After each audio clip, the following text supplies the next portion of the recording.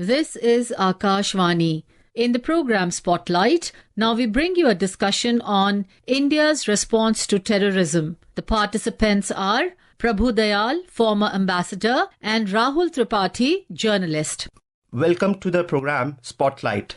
Today we talk about the horrific terror incident in Pahalgam in Srinagar on Tuesday, in which 25 Indians and one Nepalese citizen were killed. We discuss with former ambassador Mr. Prabhu Dayal what has been India's response to this dastardly act. But let's first listen to what Prime Minister Modi said earlier in the day. Friends, today from the soil of Bihar, I say to the whole world, India will identify, track and punish every terrorist and their backers.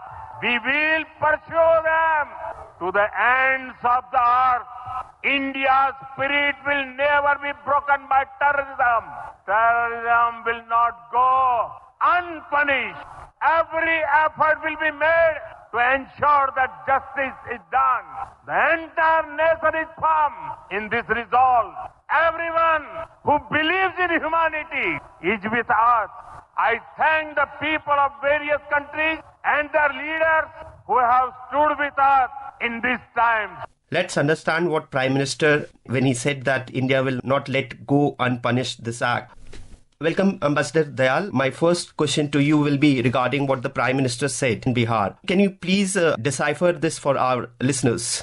Well, Prime Minister very categorically stated that India will be unrelenting in the pursuit of those who have committed acts of terror or conspired to make them possible. Now, Prime Minister had sent across a very clear message when he had cut short his visit to Saudi Arabia and had decided to return to India. And the message was that he was taking this terrorist attack, which was launched in Pahalgam, with the utmost seriousness.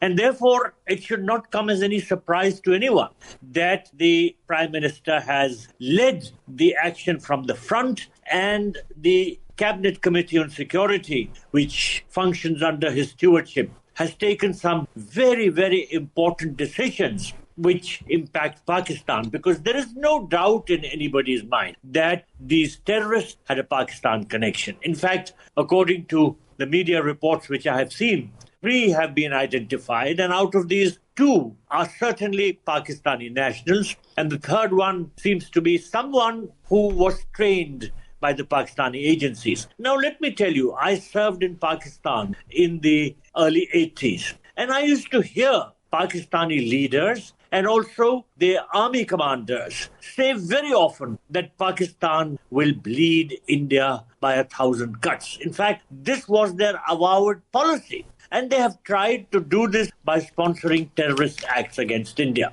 There have been umpteen terrorist acts which have been launched by the Pakistani ISI through terror outfits, and all these have been directed against India. Now, a very, very major attack was the Mumbai terror attack. And the mastermind of this was Tahavur Rana, who was recently extradited by the United States to India. And this showed how India is determined to pursue those who have committed acts of terror. And that is why Prime Minister's message is very clear. India will be unrelenting in the pursuit of those who have committed acts of terror. The CCS decision which came out yesterday, the first was the Indus Waters Treaty. What does this mean? Can you please decode it for our listeners? Let's listen to what Foreign Secretary Vikram Misri said on Wednesday. Recognizing the seriousness of this terrorist attack, the CCS decided upon the following measures. The Indus Waters Treaty of 1960 will be held in abeyance with immediate effect until Pakistan credibly and irrevocably abjures its support for cross-border terrorism.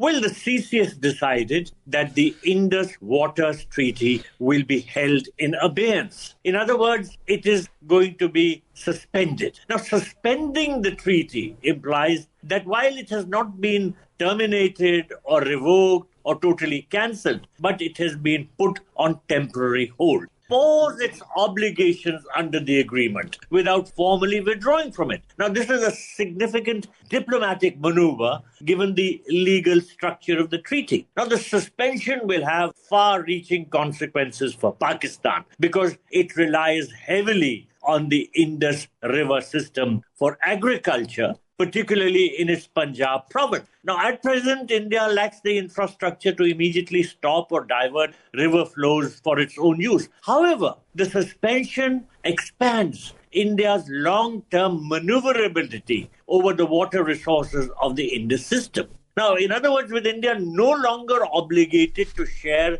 flood data, the risk of unanticipated flooding also increases, especially during the monsoon season. So I think this is the first step towards what could be the abrogation of the treaty if the government so decides. Now, although there is no explicit provision in the treaty for its abrogation, Article 62 of the Vienna Convention on the Law of the Treaties provides sufficient room under which the treaty can be repudiated in view of the fundamental change of circumstances which may have occurred in regard to those existing at the time of the conclusion of the treaty. In other words, circumstances, if they change, then the treaty can be abrogated. Now, India has several strategic options, such as the halting of the sharing of the river flow data with Pakistan, proceeding with previously restricted reservoir flushing, and undertaking storage projects on the western rivers, and all these actions which were earlier constrained by treaty provisions. In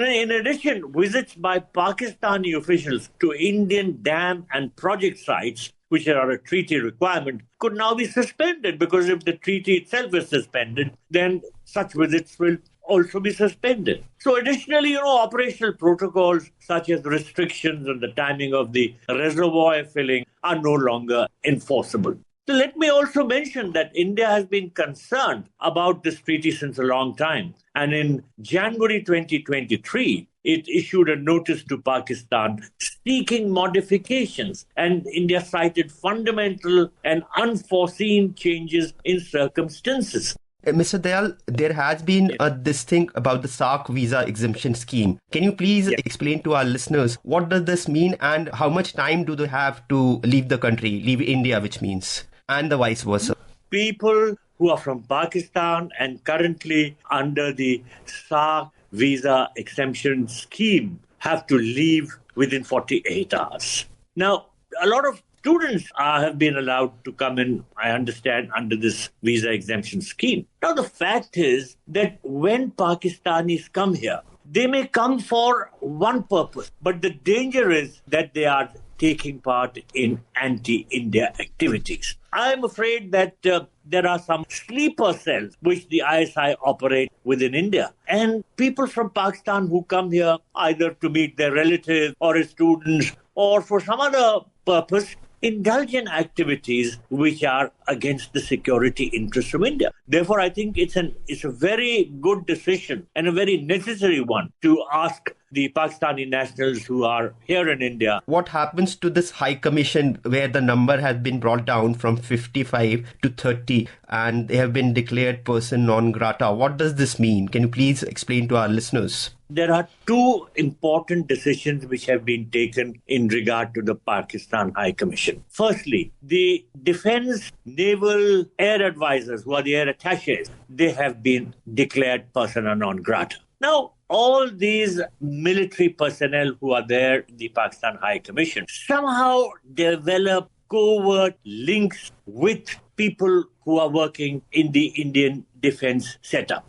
And that is very dangerous because they try to extract some secret and they try and get some sort of information which is surreptitious in nature. This is not good for our security interests. And therefore, we have declared the military, naval and air attaches in the Pakistan High Commission. How much time do they have to leave the country? They are expected to leave very, very soon. I have read in the media that the decisions will have to be implemented by 1st of May 2025, which means within a week. They have very little time. Right. Now, similarly, there has been a decision to bring down the overall strength of Pakistan, its High Commission here, from 55 to 30. And similarly, we have undertaken to downsize our mission. Now, why is this? The Pakistan High Commission is a den of spies, and it uses its diplomatic cover to carry out anti-India activities. There has been a decision about the Attari integrated checkpost. What is the significance of this? Because it is being shut with immediate effect. We don't want Pakistanis to be coming into India. As simple as that. The closure of the Attari checkpost means that Pakistanis will not be able to cross over into India by the land route. So this is a very, very strategic and important decision in terms of our security needs. How do you see the international support that India has got, which Prime Minister also mentioned during the day? And yesterday, the Foreign Secretary also mentioned about it during his press conference. Several countries have condemned the terror attack which took place in Pahalgam. And this condemnation is the starting point for us in terms of highlighting Pakistan's role in sponsoring terrorism. Pakistan has been engaged in state-sponsored terrorism against India. But additionally, now the ramifications of Pakistan's terrorist activities are being felt by other countries also. And that is why we had been able to convince the members of the Financial Action Task Force to put Pakistan on the grey list, which meant that Pakistan had to comply by a number of requirements which were put in place by the Financial Action Task Force. Now, Pakistan was able to come out of the grey list, but after a major attack such as the Pahalgam terror attack, I think we will have to take up with other countries the urgent requirement to once again monitor what is happening in Pakistan and to put restrictions on certain activities of Pakistan which are effectively sponsoring terrorism. Over the past 10 years, there has been a significant reduction in number of terrorist incidents, barring few like Pulwama in 2019 or 2016 Pathankot attack. So can you please explain what has happened over the past 10 years because of which the number of such incidents have reduced significantly?